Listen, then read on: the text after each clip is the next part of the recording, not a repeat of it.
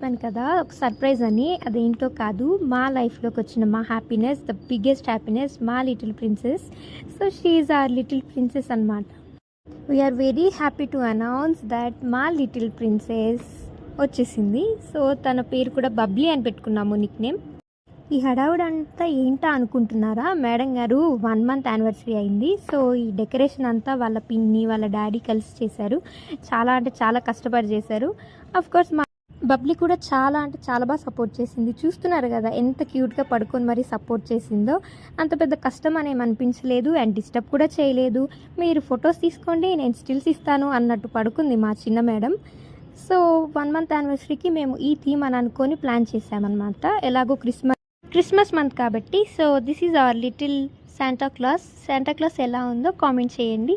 So do subscribe to my channel.